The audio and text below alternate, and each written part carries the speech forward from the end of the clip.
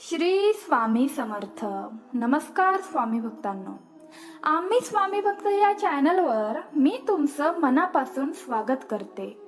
स्वामी तुमच्या सर्व चांगल्या इच्छा पूर्ण करू देत आणि नेहमी तुम्हाला आनंदात, सुखात आणि हसत खेळत ठेवू देत ही स्वामींचरणी प्रार्थना. श्री स्वामी समर्थ महाराजांना त्रिवार वंदन करून मी तुम्हाला एका स्वामी सेवेकरी ताईंचा अनुभव त्यांच्या शब्दात सांगणार आहे. असं मी नेहमी म्हणत असते, पण मित्रांनो, मला आज या ताईंना आई म्हणावंसं वाटत आहे आणि या आईंचा अनुभव त्यांच्या शब्दात तुम्हा सर्वांपर्यंत पोहोचवत आहे. त्याचपूर्वी तुम्हा सर्व स्वामी भक्तांना मला एक विनंती करायची आहे. आपलं मराठी स्पीक्स नावाचं दुसरं चॅनल देखील आहे. त्या चॅनलवर आम्ही प्रेरणादायी गोष्टी सांगत असतो, प्रेरणादायी सत्य घटना सांगत असतो. त्या प्रेरणादायी सत्य घटना ऐकून तुमच्या अंगावर देखील शहारा येईल आणि तुमच्यामध्ये प्रेरणा जागी होईल. तर मित्रांनो, नक्कीच आमच्या मराठी स्पीक्स या चॅनलला सबस्क्राईब करा. नक्कीच त्या चॅनलला व्हिजिट द्या. तर तुम्हा सर्व स्वामी भक्तांना मी मनापासून विनंती करते की नक्कीच तुम्ही मराठी स्पीक्स या चॅनलला देखील सबस्क्राईब करा. या चॅनलची लिंक मी तुम्हाला डिस्क्रिप्शन बॉक्समध्ये देत आहे. चला तर मग सुशीला आईंचा अनुभव त्यांच्या शब्दात सांगण्यास सुरुवात करते. नमस्कार आणि सर्व स्वामी भक्तांना माझा कोटी कोटी प्रणाम. माझं नाव सुशीला चव्हाण.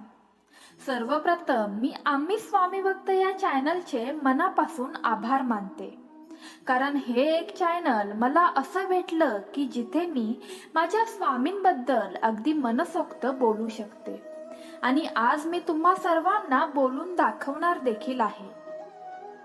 मी आपली 60 वर्षाची म्हातारी आहे. या म्हातारीकडून काही बोलण्यात चूक झाली तर पोटात घालून घ्या. मी माझ्या आयुष्यातील असे अनुभव सांगणार आहे की त्या ऐकून तुम्हाला काय वाटेल माहित नाही, पण आज मी पूर्णपणे आनंदी आहे, कारण आज मी माझ्या स्वामी माऊलींबद्दल लिहायला बसली आहे. स्वामी भक्तांनो, खरं तर माझी स्वामी भक्तीची सुरुवात 8वी मध्ये असताना झाली होती. झालं असं की माझी आई मी लहान असतानाच मला सोडून देवाघरी निघून गेली. माझा लहान भाऊ 2 महिन्यांचा होता. त्याला कोण सांभाळणार म्हणून माझ्या वडिलांनी दुसरं लग्न केलं. दुसरी आई देखील खूप चांगली होती. मी तिला अजूनही चांगलेच म्हणते, पण शेवटी आपली आई ती आपली आई असते. जेव्हा माझी आई गेली तेव्हा क्षणोक्षणी मला माझ्या आईची आठवण येत असायची. अक्षरशः रडायला यायचं, पण नियती कुणाशी कसा खेळ खेळेल हे सांगता येत नाही. अगदी तसंच माझ्या आयुष्यात झालं. खरं तर तेव्हापासून मी पूर्णपणे एकटी पडले, कारण माझी आई क्षणोक्षणी माझी काळजी घ्यायची. दररोज डोक्याला तेल लावायची, जेवताना पहिला घास मला भरवायची. अगदी लहान बाळासारखं तिने मला जपलं होतं. पण अचानक माझ्या आयुष्यातून ती निघून गेली, आजारी असल्यामुळे. मला माझ्या आईची खूप आठवण यायची, पण कधीही माझ्या सावत्र आईने मला प्रेमाने जवळ घेतलं नाही की कधी प्रेमाने ताटात वाढलं नाही. पण तेही मी सहन केलं. आईबरोबर एकटीच मी रात्रीची बोलत बसायची. आई, कधीतरी भेटशील का ग, असा विचार माझ्या मनात यायचा. रडून रडून कधी झोप लागायची समजायचं देखील नाही. स्वामी भक्तांनो, आमच्याच वाडीतील एका घरामध्ये एक स्वामी सेवेकरी काकी होत्या. अगदी प्रेमळ, म्हणजे मला त्यांच्या जवळ जाऊन उभं जरी राहिलं तरी डोळ्यातून अश्रू यायचे. कारण माझ्या आईनंतर मला जर कोणी मायेने जवळ घेतलं असेल तर फक्त आणि फक्त त्या काकी होत्या. मला आठवण आली की मी त्या काकींजवळ जाऊन बोलत बसायचे. त्या स्वामींच्या निस्सीम भक्त होत्या. माझी सावत्र आई मला कामं खूप लावायची. कधी कधी आमच्या इकडे पाण्याची अडचण असायची, त्यामुळे कपडे वगैरे धुवायला आम्हाला नदीवर जावे लागत असे. त्यामुळे ढिगभर कपडे घेऊन मी आणि माझ्यासोबत त्या स्वामी सेवेकरी काकी अशा आम्ही दोघी मिळून नदीला कपडे धुवायला जायचो. कपडे तर खूप असायची. या लहान जीवाला काय जमणार आहे तुम्हीच सांगा. पण मात्र त्या स्वामी सेवेकरी काकी त्यांची कपडे धुवून माझी कपडे धुवायला यायच्या. रानात जर मी कधी गेली तर रानातलं काम देखील माझ्या हातातून काढून घ्यायच्या. इतकंच काय तर कधी कधी माझी आई म्हणजेच माझी सावत्र आई मला जेवायला देत नसे. त्यावेळेला त्या स्वामी सेवेकरी काकी माझ्यासाठी भाकरीचा घास घेऊन माझ्या दारात उभ्या असत. एक दिवस मी सहजच त्यांना विचारलं की काकी, मी तर कुणालाच आवडत नाही, तरीही तुम्ही मला इतका जीव का लावता? कारण मी तर खूप वाईट आहे. माझ्याशी माझी सावत्र आई देखील नीट बोलत नाही आणि माझे वडील देखील तिला उलटून काहीच बोलत नाहीत. बहुतेक मी खरंच वाईट आहे. माझी सावत्र आई तर म्हणते की तुझ्यामुळेच तुझी आई गेली आहे. पण माझ्या आईला नक्की कोणता आजार होता की ज्याच्यामुळे तिला देवाघरी जावं लागलं मला कळालं नाही.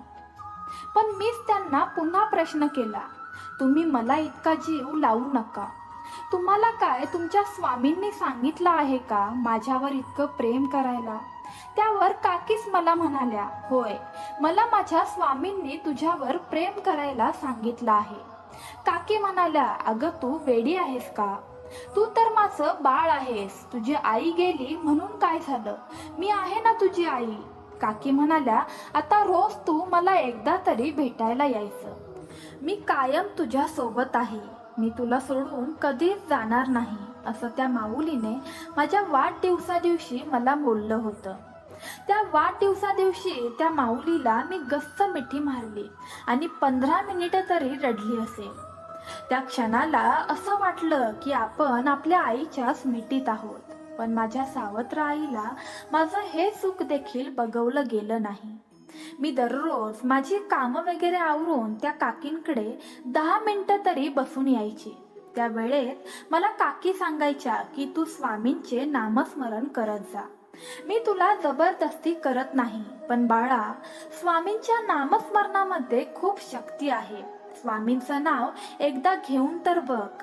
आणि मी माझ्या वाढदिवसापासूनच त्या काकींना माझी आई मानलं होतं आणि मी माझ्या आईचं ऐकणार नाही असं कसं होईल? आणि त्या दिवसापासून मी स्वामींचं नामस्मरण करायला सुरुवात केली. मित्रांनो, मला नामस्मरण कसं करतात हे देखील माहीत नव्हतं. उलट मीच त्यांना विचारलं की काकी, स्वामींचं नामस्मरण कसं करायचं? तर त्या काकी म्हणाल्या, म्हणजेच माझी आई बोलली की बाळा, जास्त अवघड नाही. स्वामी तर माऊली आहेत. तू फक्त एकदा मनापासून त्यांना हाक मार, श्री स्वामी समर्थ, श्री स्वामी समर्थ, असं दिवसातून 2 ते 3 वेळा नामस्मरण करत जा. आपल्या संकटात, आपल्या भोगांमध्ये स्वामी माऊली स्वतः आपले भोग नष्ट करायला येत असतात. काकी बोलल्या तेव्हा मी लगेचच त्यांना उलट प्रश्न केला की काकी, खरंच तुम्हाला स्वामींनी माझ्या आयुष्यात पाठवलं आहे? खरंच तुम्हाला स्वामींनी माझ्यावर खूप प्रेम करायला सांगितलं आहे? स्वामींचे खूप खूप आभार, असं मी लगेचच बोलून गेली. कारण तेव्हा मला कोणत्याच गोष्टींची समज नव्हती. पण त्या रात्री मात्र झोपताना स्वामींचे मनापासून आभार मानले. स्वामी या बाळाला आईच्या रूपात कोणाला तरी पाठवलं. तुमचे हे उपकार मी कधीच विसरणार नाही, असं मी स्वामींना म्हणाले. मित्रांनो, तुम्हाला वाटलं असेल की सावत्र आई असली म्हणून काय झालं? सावत्र आईला असं कोणी बोलतं का? मित्रांनो, कितीही काहीही झालं तरी आई ती आई असते. खरं सांगायला गेलं तर मी त्या आईचा कधीच तिरस्कार केला नाही. पण त्या सावत्र आईने मला जो जो त्रास दिला आणि त्या त्रासांमध्ये स्वामी कसे कसे माझ्या संकटात धावून आले ते तुम्हाला सांगावंसं वाटत आहे. मित्रांनो, त्या काकींचं माझ्यावरचं प्रेम माझ्या आईला बघवलं गेलं नाही. माझ्या आईने मला एक दिवस मला जोरात दम देऊन सांगितलं की आजपासून त्या स्वामी सेवेकरी काकींकडे गेलीस तर तुझी काही खैर नाही, तुला जेवायला देखील भेटणार नाही. आणि माझे वडील मात्र गप्प बघून बसले होते. मित्रांनो, या क्षणाला असं वाटलं की मी पुन्हा एकदा माझी दुसरी आई गमावली आहे. कारण माझ्या आईनंतर मला जर कुणी लाडाने जवळ घेतलं असेल तर त्या स्वामी सेवेकरी काकींनी घेतलं होतं. त्या रात्री फक्त डोळ्यातून अश्रूंच्या धारा होत्या. हा विचार सहन होत नव्हता की आपण उद्यापासून त्या स्वामी सेवेकरी काकींना भेटणार नाही आहोत. आमच्या घरी स्वामींचा फोटो वगैरे काहीच नव्हता, पण मनात स्वामी होते. मला काकींनी सांगितलं होतं की स्वामी आपली इच्छा पूर्ण करतात, फक्त मनापासून हाक मारता आली पाहिजे. मग स्वामी आपले भोग भोगायला स्वतः येत असतात, तू फक्त विश्वास ठेव. त्याच रात्री स्वामींना डोळ्यासमोर आणलं आणि म्हटलं, स्वामी, या निष्पाप भाबड्या बाळाने तुमचं काय केलं आहे इतकं? माझी आई तर तुम्ही तुमच्यापाशी घेतलीच ना, मग तुम्ही माझ्या आयुष्यात पाठवलेल्या या काकींना तरी लांब करू नका. माझं कुणी नाही हो स्वामी, मी काकींपासून कधीच लांब जाऊ शकत नाही. त्याच रात्री मी माझ्या सावत्र आईला देखील ही विनंती केली की आई, मला त्या काकींशी भेटायचं आहे, मला त्या काकींबरोबर बोलायचं आहे. एक वेळ मला उपाशी ठेवा चालेल, पण त्या काकूंकडे जाऊ द्या. पण त्या कुठला ऐकतायत. मी त्यांना आई म्हणून जरी हाक मारली तरी त्यांना राग यायचा. मी त्या सावत्र आईला आई म्हणून हाक मारलेलं आवडायचं नाही. पण त्या रात्री मी स्वामींसमोर मात्र खूप रडले. मला काकींची आठवण येत होती. पण काकी बोलल्या होत्या, बाळा, तू स्वामींचा तारक मंत्र बोलत जा. सेवा वगैरे काही केली नाहीस तरी चालेल, पण स्वामींचं नामस्मरण, तारक मंत्र बोलायचं म्हणजे बोलायचंच, असं वचन काकींनी माझ्याकडून घेतलं होतं. आणि त्या रात्री रडत रडत का असेना, मी स्वामींचा तारक मंत्र, स्वामींचं नामस्मरण पहाटे 5:30 वाजेपर्यंत केलं असावं. तारक मंत्र बोलताना फक्त मनात एकच होतं की काकींचं आणि माझं नातं तुटू नये, काकी माझ्यापासून कधीच लांब जायला नको, असं मला मनात राहून राहून वाटत होतं. आणि दुसऱ्या दिवशी चमत्कार व्हावा असं काहीतरी झालं. नेमकं काय झालं मला समजलं नाही. माझी सावत्र आई मला स्वतःहून येऊन म्हणाली, घरातली कपडे भांडी आणि जी काही कामं असतील ती करून तुला कुठे जायचं तिकडे जा. आमच्या घराला रडून रडून पनवती लावायची नाही. आणि हे ऐकून माझं मन भरून आलं. मला इतका आनंद झाला की त्या क्षणाला नाचू की काय करू हे समजत नव्हतं. कारण पूर्ण 24 तासानंतर मी त्या माऊलींना भेटायला जाणार होते. तशीच धावत धावत मी त्या स्वामी सेवेकरी काकींना भेटायला गेले. जाऊन गच्च मिठीच मारली. शेवटी त्या माऊलीने मला मुलगी मानलं होतं, कारण त्यांनाही मुलबाळ नव्हतं. त्या मला त्या दिवशी गच्च मिठीत घेऊन इतक्या रडल्या की त्या दिवशी त्यांच्यातील मातृत्व हे खरं होतं ही गोष्ट मला समजून गेली होती. त्या दिवशी कळून गेलं होतं की पोटातून आलेल्या बाळावरच आईचं प्रेम असतं असं काहीच नाही. स्वामींना मनातच बोलले की स्वामी, मला माफ करा. मी रात्री तुमच्यावर खूप चिडली, पण तुमची माझ्यावर कृपा आहे. मित्रांनो, हे आपलं आयुष्य असतं. प्रत्येकाच्या आयुष्यात दुःख हे आहेच, पण त्यामुळे घाबरून जायचं नाही. आपल्यावर वाईट वेळ आली तरी आपल्या आयुष्यात पुढे जाऊन काहीतरी चांगलं होणार असतं, या गोष्टीवर विश्वास ठेवायचा. आपले स्वामी स्वतः आपले भोग भोगायला येत असतात. फक्त आपला त्यांच्यावर विश्वास पाहिजे. त्यांचा अनुभव आपल्याला घेता आला पाहिजे. मला त्यांचे खूप अनुभव आलेले आहेत. मी सर्वच अनुभव सांगत बसली तर या चॅनलच्या ताईंना रेकॉर्ड करायला जरा त्रासच होईल, म्हणून मी सर्वच अनुभव इथे सांगू शकत नाहीये. पण अजून एक अनुभव सांगावासा वाटतोय. तो म्हणजे मी 15 वर्षांची झाली असेल आणि माझ्या आईने म्हणजेच माझ्या सावत्र आईने मला स्थळ बघायला सुरुवात केली. मी नेहमीच त्या स्वामी सेवेकरी काकींकडे असल्यामुळे त्यांचे संस्कार माझ्यावरती पडले होते. मला कधीच पैशाची हाव नव्हती. स्वामी माऊलींच्या सेवेमध्ये आणि त्या स्वामी सेवेकरी काकी म्हणजेच त्या माऊलींच्या सहवासात राहून माझं मन अगदी समाधानी झालं होतं. फक्त माझ्या मनात हाच विचार होता की नवऱ्याकडे श्रीमंती नसली तरी चालेल, पण नवरा समजूतदार हवा. प्रत्येक क्षणोक्षणी काही आपलं चुकलं तरी त्याने आपल्याला सांभाळून घेतलं पाहिजे, इतकंच माझं छोटंसं स्वप्न होतं. पण मित्रांनो, मी मगाशीच बोलून गेली की नियती कधी कुणाशी कसा खेळ खेळेल हे सांगता येत नाही. पण आपला देवावरचा विश्वास कधीच कमी होऊ द्यायचा नाही. आयुष्यात असे क्षण येतात की आपण देवाला रागात बोलून जातो की देवा, तू माझ्यासाठी काय केलंस? माझ्या आयुष्यात इतकं सगळं होत आहे तरी तू आहेस कुठे? पण मित्रांनो, आपल्याला खोटं वाटेल, पण अशा परिस्थितीमध्ये क्षणोक्षणी स्वामी आपल्या सोबत असतात, हा माझा विश्वास आहे. तसा माझा अनुभव आहे. मित्रांनो, माझ्या मनाविरुद्ध माझ्या सावत्र आईने एका श्रीमंत घरात माझं लग्न लावून दिलं. माझ्या आईचं फक्त आणि फक्त त्यांच्या श्रीमंतीवर, त्यांच्या पैशावर प्रेम होतं, पण तिने माझा विचार केला नाही. त्या वेळेला त्या स्वामी सेवेकरी ताई म्हणजेच त्या स्वामी सेवेकरी काकींनी माझ्या आईला खूप समजावण्याचा प्रयत्न केला, पण माझ्या सावत्र आईने त्यांना अपमानित करून हाकलून दिलं. माझ्या त्या स्वामी सेवेकरी काकींचा जीव माझ्यासाठी कासावीस होत होता, जेणेकरून हे लग्न त्यांना लावून द्यायचं नव्हतं.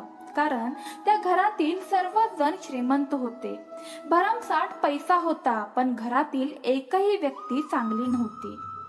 पण माझ्या सावत्र आईने हा विचार केला नाही की आपल्या मुलीला पुढे जाऊन आयुष्यात काय काय सहन करावं लागणार आहे. फक्त तिने त्या श्रीमंतीचा आणि त्या पैशाचा विचार केला. मित्रांनो, कसं असतं, नशिबात जे लिहिलेलं असतं ते होतच असतं असं समजून मी विषय सोडून दिला आणि लग्नाला तयार झाले. त्या दिवशी स्वामींना आणि त्या स्वामी सेवेकरी काकींना म्हणजेच आमच्या वाडीतील त्या काकींना मी म्हणाले की माऊली, तुझा आशीर्वाद माझ्यासोबत आहे ना, आणि स्वामी तर आहेतच आपल्यासोबत. मी या लग्नाला तयार होते आणि स्वामींवर विश्वास ठेवून ते लग्न करायला मी तयार झाले. इतके वर्ष मनात साठलेलं ते स्वप्न वायाला गेलं होतं. 16 वर्षाची झाली तेव्हा लग्न घरी लावून दिलं. मनात खूप ओझं होतं. ज्या दिवशी आई गेल्यावर मला वाईट वाटलं नव्हतं, त्याही पेक्षा जास्त आज मला वाईट वाटत होतं. त्या दिवशी मला सारखी राहून राहून त्या स्वामी सेवेकरी काकींची आठवण येत होती. पण मित्रांनो, आता या जगात मोबाईल वगैरे आले, त्या वेळेला तर काहीच नव्हतं. त्यात सासरची अशी वागणूक देत होती की नवऱ्याने माझ्यासोबत लग्न करून माझ्यावरतीच उपकार केलेत असं मला वाटू लागलं होतं. त्या दिवशी मला कळून चुकलं होतं की मला या घरात फक्त आणि फक्त काम करण्यासाठी आणि वंशाचा दिवा वाढवण्यासाठी आणलं गेलं आहे. मित्रांनो, पुन्हा नव्याने माझ्या आयुष्यात त्रासाला सुरुवात झाली. पण या त्रासामध्ये, या संकटांमध्ये माझी स्वामी माऊली आणि त्या स्वामी सेवेकरी काकींचा आशीर्वाद माझ्या सोबत होता. खरं तर मला कधी कधी असं वाटतं की त्या स्वामी सेवेकरी काकी माझ्यासाठी स्वामी माऊलीच होत्या. मित्रांनो, सासरी आलेल्या पहिल्या दिवसापासूनच माझे भोग सुरू झाले. कधी सासूबाई भातात मीठ जास्त झालं म्हणून ओरडायच्या, तर कधी नंदूबाई भाजी चांगली केली नाही म्हणून ओरडायच्या. कधी काही चुकलं तर डायरेक्ट तोंडावर भाकरी फेकून मारायच्या आणि म्हणायच्या, ही बिना आईची पोर आहे, हिला कसली शिस्त आणि हिच्यावर कसले संस्कार झाले असतील. ते ऐकून डोळ्यातले अश्रू थांबत नसायचे आणि मी मनातच बोलायचे, तोंडावर बोललं तर मार मिळायचा. मनात म्हणायचे, माझ्यावर त्या स्वामी सेवेकरी काकींनी आणि माझ्या स्वामींनी संस्कार केलेले आहेत. माझ्यावर एका निस्सीम भक्तांनी संस्कार केलेले आहेत, त्यामुळे तुम्ही कुणीही माझ्या संस्कारांवर जाऊ नका. मित्रांनो, असेच दिवस जात होते. मानसिक, शारीरिक सगळ्याच प्रकारचा त्रास मला होत होता. तरीही या सर्वांमध्ये स्वामींवरचा माझा विश्वास कमी झाला नव्हता. मी अखंड स्वामींचं नामस्मरण करत असे. पण अचानक माझ्या आयुष्यात भयानक पेक्षाही भयानक संकट आलं. आता तुम्हा सर्वांना मी सांगत आहे आणि ते ऐकून तुम्हाला काय वाटेल हे मला माहित नाही, पण आज मी मनसोक्तपणे माझ्या स्वामी माऊलींबद्दल बोलत आहे. सासरकडची घरातील सर्व कामं आटपून मी रानामध्ये काम करायला जात असे. तसंच मार खात खात मी रानातील कामं देखील शिकून घेतली होती. पण माझ्या सासरकडच्यांचा त्रास आता खूप वाढला होता. म्हणजे भाकरी थापायला देखील ती मोठी जरी झाली तरी सासूबाई माझ्या तोंडावरती ते भाकरी फेकून मारायच्या. इतका त्रास मी सहन केला होता. पण माझे सासरे अगदी देव माणूस होते. ते म्हणायचे, अगं तू कधी काही चुकलीच नाहीस का, कशाला सुनबाईंना इतकं बोलतेस. त्यावर त्या सासऱ्यांना म्हणायच्या, अहो तुम्ही गप्प बसा, तुम्हाला काय माहिती, बिना आईची पोर आहे ही, तिला शिकवायला तिची आई तरी कुठे आहे. स्वामी भक्तांनो, हे ऐकून मनात खूप वाईट वाटायचं. स्वामींना समोर आणून रड रड रडायचे. त्या वेळेला डोळ्यामध्ये फक्त आणि फक्त अश्रू असायचे. पण या सर्वांमध्ये माझे सासरे माझ्या सोबत होते. कधी काही प्रेमाने केलं तर आनंदाने सांगायचे की बाई, आजचा पदार्थ खूप चांगला झाला आहे. माझ्या आनंदाच्या भरात माझ्या आयुष्यात आलेले हे संकट सांगणं मी विसरून गेले. मित्रांनो, तुम्हीच बघा, स्वामींनी पाठवलेली माझ्या आयुष्यातील ही चांगल्या माणसांबद्दल सांगताना मी माझं दुःख तुम्हाला सांगायचं विसरूनच गेली. तुम्ही देखील तुमचं दुःख विसरून तुमच्या आयुष्यातील चांगले क्षण आठवत जा. कारण नशिबाने आपल्या आयुष्यात दुःख जरी दिलं तरी स्वामी तुमच्या आयुष्यातील दुःख संपवायला येणार आहे. आयुष्यात स्वामींनी तुमच्या चांगल्या चांगल्या लोकांना पाठवलं आहे. आयुष्यात कितीही वाईट प्रसंग येऊ देत, पण आपला स्वामींवरचा विश्वास कधीच कमी होऊ देऊ नका. स्वामींचा तारक मंत्र बोलत जा. स्वामींच्या तारक मंत्रामध्ये खूप शक्ती आहे. स्वामी बोलतात, खरा होई जागा श्रद्धेसहित, कसा होशी त्याविन तू स्वामी भक्त, आठव कितीदा दिली त्यांनीच साथ, नको डगमगू स्वामी देतील हात. तसंच आहे, स्वामी कधीच आपली साथ सोडत नाही. त्यांनी माझ्या आयुष्यात खूप चांगली चांगली माणसं पाठवली. ती म्हणजे माझ्या आयुष्यात पाठवलेल्या आमच्या वाडीतील त्या स्वामी सेवेकरी काकी. त्यानंतर माझ्यावर माझ्या वडिलांनीही इतकं प्रेम केलं नसेल असे माझे स्वामी रूपी सासरे. माझ्या पतींनी देखील माझ्यावर इतकं प्रेम केलं नव्हतं. त्यांचं फक्त माझ्यावर प्रेम शरीर आनंदापुरतं होतं. आणि हे तुम्हा सर्वांना सांगायला मला अजिबात लाज वाटत नाही. आज मला प्रत्येक आई वडिलांना एक सांगावंसं वाटतंय, फक्त समोरच्या मुलाचा पैसा श्रीमंती बघून आपल्या मुलींची वाट लावू नका. आमच्या वेळेला चालायचं, कारण तेव्हाच्या महिलांमध्ये खूप सहन करण्याची शक्ती असायची. हा समाज खूप नीच आहे. तुम्ही श्रीमंती आणि त्या मुलाचा पैसा बघून लग्न लावून द्याल, पण एक दिवस मुलीच्या संसारासाठी पस्तावाल. त्यामुळे मुलीचं सासर गरीब असलं तरी चालेल, पण समाधानी पाहिजे. कारण माझे जे सासर होतं तिथे सगळी नीच लोक होती. फक्त त्यांना श्रीमंतीचा माज होता. तर मित्रांनो, माझ्या आयुष्यात असं झालं की माझ्या सासूबाई मला घरातील सर्व कामं लावून वगैरे रानातील कामं करायला पाठवत असत. स्वामी भक्तांनो, रानात इतकं काम असायचं की अक्षरशः मला चक्कर यायची. पण मी बोलली ना की आपल्या प्रत्येक भोगांमध्ये आपली स्वामी माऊली असते. त्या देव माणसाला माझ्या स्वामींनीच माझ्या आयुष्यात पाठवलं होतं. मी येताना गवताचा भारा घेऊन येत असायची. पण आता मी 4 महिन्यांची गरोदर होती. त्यामुळे गवताचा इतका मोठा भार घेऊन येणं मला जमत नसायचं.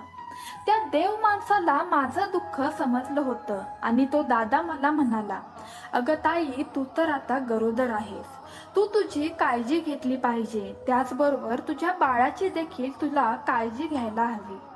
तुला गवताचा एवढा मोठा भार जमणार नाही. त्यामुळे तू अर्धा भार इथे सोडून जा आणि उद्या घेऊन जा.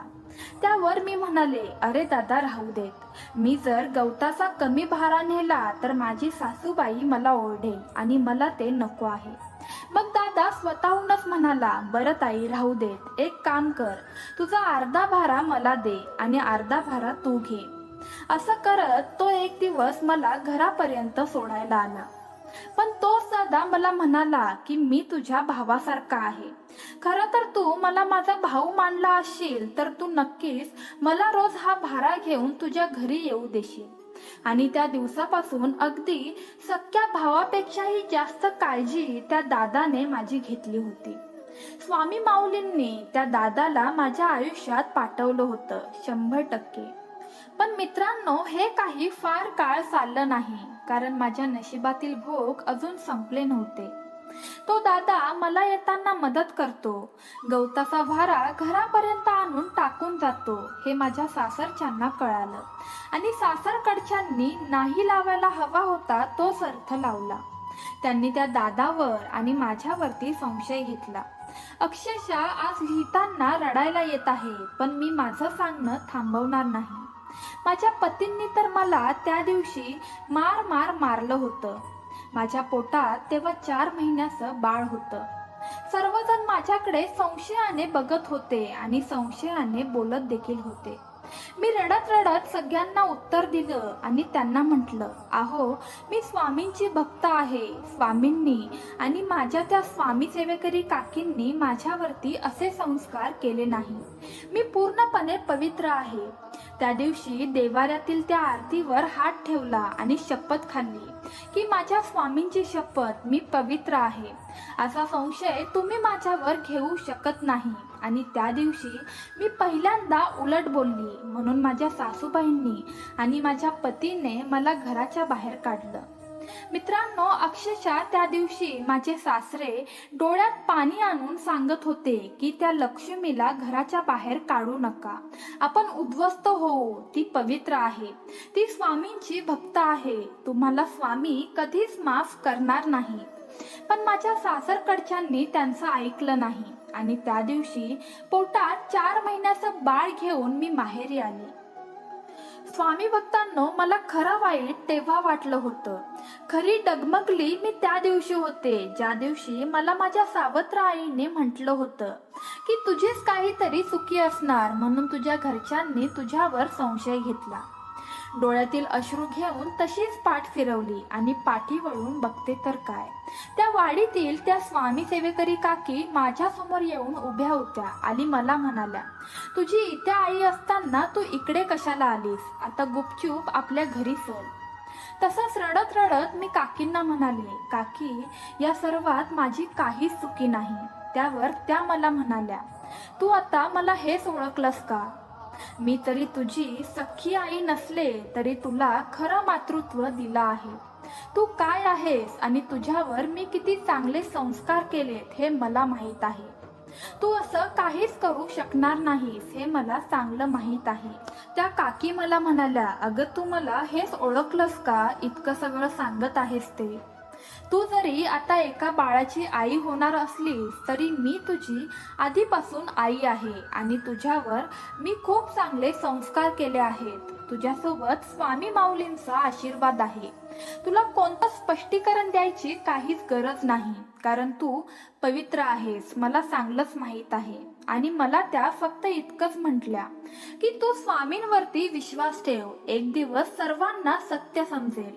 एक दिवस नक्कीच आपले स्वामी त्यांना धडा शिकवतील. आणि त्या दिवसापासून मी आमच्या वाडीतील त्या स्वामी सेवेकरी काकींच्या घरी राहू लागली. कधीच झोप लागली नाही. माझ्या मुखामध्ये सतत स्वामींचं नामस्मरण आणि एकच विचार असायचा, तो म्हणजे पोटातील बाळाचा. उद्या या बाळाचं भवितव्य काय असेल. पण मी हार मानली नाही. स्वामींचा आशीर्वाद माझ्यासोबत होताच. त्या दिवशी स्वामी सेवेकरी काकींनी मला शिवणकाम शिकवायला सुरुवात केली. तसंच पोटातील बाळ घेऊन मी शिवणकाम शिकली आणि हळूहळू माझ्याकडे शिवणकामाची कामं यायला लागली. पण माझे विचार काही मला झोपू देत नव्हते, कारण माझ्या पोटात बाळ होतं. सारखा मनात राहून राहून मला माझ्या बाळाचा विचार मनामध्ये यायचा. उद्या या बाळाचं भवितव्य काय असेल हा प्रश्न मला सारखा सतावत राहायचा. या बाळाला वडिलांचं प्रेम मिळणार आहे की नाही, की माझ्यासारखंच आयुष्य याच्या देखील नशिबात आहे, असं ऐकून मला वाईट वाटायचं. पण मी हिंमत हारली नव्हती. माझा स्वामींवरती विश्वास होता. स्वामी आपलं एक ना एक दिवस चांगलं करणार आहेत हे मला माहिती होतं. त्यावेळेला मी स्वामी सेवेकरी काकींसोबत त्यांच्यासोबतच स्वामी चरित्र सारामृत पारायण करायला सुरुवात केली. त्या काकींनी मला व्यवस्थित सर्व माहिती सांगितली होती. त्या काकींना स्वामी सेवेचा पूर्णपणे अनुभव होता.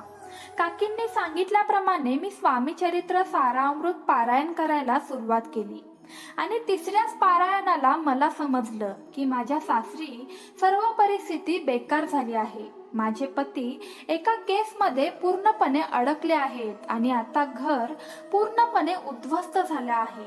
मित्रांनो, हे ऐकून मला खूप वाईट वाटलं. मी स्वामींना प्रार्थना केली की स्वामी, असं होऊन देऊ नका, माझ्या सासरकडच्यांना माफ करा. लगेचच 2 दिवसात माझे सासरे मला भेटायला आले आणि म्हणाले, सुनबाई, घरची लक्ष्मी गेल्यापासून अख्ख्या घराची वाट लागली. घर पूर्णपणे उद्ध्वस्त झालं आहे. माझ्या समोर त्यांनी हात जोडले आणि म्हणाले, येशील का ग पुन्हा आपल्या घरी? त्यावर मी नाही म्हणाले. त्यांना म्हणाले, बाबा, माझा तुमच्यावर अजिबात राग नाही. उलट माझ्या वडिलांपेक्षाही जास्त प्रेम तुम्ही मला दिलं आहे. पण बाबा, मी पवित्र आहे, मी निर्दोष आहे. जोपर्यंत माझे पती हे बोलत नाहीत तोपर्यंत मी घरी येणार नाही. आणि सासरे बुवा म्हणाले, बाळा, फक्त 2 मिनिटं थांब. आणि 2 मिनिटात स्वामींनी चमत्कार करावा असं माझ्या आयुष्यात झालं होतं. लगेचच 2 मिनिटात माझ्या सासूबाई आणि माझे पती माझ्या समोर येऊन उभा राहिले. तशी मी पूर्णपणे घाबरून गेले. मला जुने दिवस आठवले. माझ्या अंगावरती शहारा निर्माण झाला. हे सर्व पाहून माझ्या पायाखालची जमीनच हादरली. माझ्या सासूबाई माझ्या समोर आल्या आणि हात जोडून ढसाढसा रडू लागल्या. नक्की काय होतंय हेच मला समजत नव्हतं. मी रडत रडत तसंच 8 महिन्याचं पोट घेऊन त्यांच्या समोर गेले आणि म्हणाले, आई, तुम्ही रडू नका, नक्की काय झालंय? त्यावर त्या म्हणाल्या, आम्ही खूप मोठी चुकी केली. आम्ही एका स्वामी भक्ताला दुखावलं आहे. घरच्या लक्ष्मीला आम्ही बाहेर काढलं आणि आम्ही पूर्णपणे उद्ध्वस्त झालो. मला मनापासून माफ कर पोरी, अशा त्या मला म्हणाल्या. पण मला काहीच पुढे बोलता आलं नाही. त्या वेळेला माझ्या डोळ्यात फक्त आणि फक्त अश्रूच होते. आणि त्या दिवशी मला खरी स्वामी शक्तीची प्रचिती आली होती. माझ्याच बाजूला त्या स्वामी सेवेकरी काकी देखील होत्या. माझे पती तर मला म्हणाले, अगं, मला माफ कर. स्वामींनी मला चांगलाच धडा शिकवला आहे. मी चुकी केली, मी पाप केलं, मला एकदा मनापासून तू माफ कर. माझ्या अक्षरशः पायांना धरून माझ्या पतींनी माझी माफी मागितली. स्वामी भक्तांनो, माझ्यावर स्वामींचे आणि आमच्या वाडीतील स्वामी सेवेकरी काकींचे संस्कार होते आणि म्हणूनच मी माझ्या पतींना त्या दिवशी मोठ्या मनाने माफ करून टाकलं. माझे पती म्हणाले की तू आता आपल्या घरी चल. मी तुला इथून पुढे आयुष्यात कधीच दुखावणार नाही. माझी चुकी झाली. आणि त्यांचं बोलणं स्वीकारून मी माझ्या बाजूला उभ्या असलेल्या त्या स्वामी सेवेकरी काकींकडे पाहिलं. त्या काकींचे डोळे भरून आले होते. माझ्या सासूबाई तर म्हणाल्या, या बाळाला तू तुझ्या सासरीस जन्म द्यायचा आहे, कारण ते आता तुझं सासर नाही तर तुझं माहेर देखील आहे. आणि मग मी त्या दिवशी माझ्या सासरी अगदी आनंदाने गेले. येताना त्या स्वामी सेवेकरी काकींकडे बघून ढसाढसा रडायला येत होतं. पण काय करणार, शेवटी सासरी हे जावंच लागतं आणि मी त्या दिवशी निरोप घेतला होता. मित्रांनो, आयुष्य इतकं बदललं गेलं की सासरचे लोक मला अगदी जवळचे वाटू लागले. खूप प्रेम मिळालं. सर्व इच्छा पूर्ण झाल्या. सर्व इच्छा पूर्ण झाल्या नाहीत तर माझ्या स्वामींनी त्या सर्व इच्छा पूर्ण केल्या. माझ्या अनुभवावरूनच तुम्हाला समजलं असेल की स्वामी शक्तीमध्ये, स्वामींच्या नामस्मरणामध्ये किती ताकद आहे. स्वामींना एकदा मनापासून हाक मारून तर बघा. स्वामी नक्कीच तुमच्या देखील संकटात धावून येतील. त्यामुळे सेवा करा, सेवेकरी व्हा. तुम्हाला जर वेळ भेटत नसेल तर दिवसातून फक्त 2 मिनिटे स्वामींचं मनापासून नामस्मरण करा. स्वामी तुमची साथ 100% कधीच सोडणार नाही. तर माझं मन पुन्हा एकदा आज या चॅनलमुळे भरून आलं. आज मी माझ्या स्वामी माऊलींबद्दल मनसोक्त बोलली आहे. अजून मला आयुष्यात काहीच नको. मी माझं नशीब खूप थोर समजते की आज माझा अनुभव तुम्ही सर्व स्वामी भक्त ऐकत आहात. माझा अनुभव खूप मोठा झाला आहे, त्यामुळे मी माफी मागते आणि माझा अनुभव इथे समाप्त करते. सर्वांनी माझा अनुभव अगदी मनापासून ऐकल्याबद्दल मी तुमची खूप खूप आभारी आहे. या चॅनलच्या ताईंचे देखील मी मनापासून आभार मानते की माझा इतका मोठा अनुभव वेळात वेळ काढून त्यांनी सर्व स्वामी भक्तांपर्यंत पोहोचवला आहे. श्री स्वामी समर्थ. स्वामी भक्तांनो, या सुशीला आईंचा अनुभव खरंच डोळ्यात पाणी आणणारा होता. श्री स्वामी समर्थ महाराजांच्या भक्तीचा महिमा संबंध जगभरात गाजावा ही आपणा सर्वांची कामना आहे. आपल्या स्वामी समर्थांच्या अनुभवांना खूप चांगला प्रतिसाद मिळत आहे. तुम्ही देखील तुमचे अनुभव दिलेल्या नंबरवर व्हॉट्सअप करू शकता. तसंच मगाशी सांगितल्याप्रमाणे मी पुन्हा एकदा विनंती करते की आमच्या मराठी स्पीक्स या चॅनलला सबस्क्राईब करायला विसरू नका. असंच प्रेम त्या चॅनलवर देखील दाखवा. या चॅनलची लिंक मी तुम्हाला डिस्क्रिप्शन बॉक्समध्ये देत आहे. नक्कीच त्या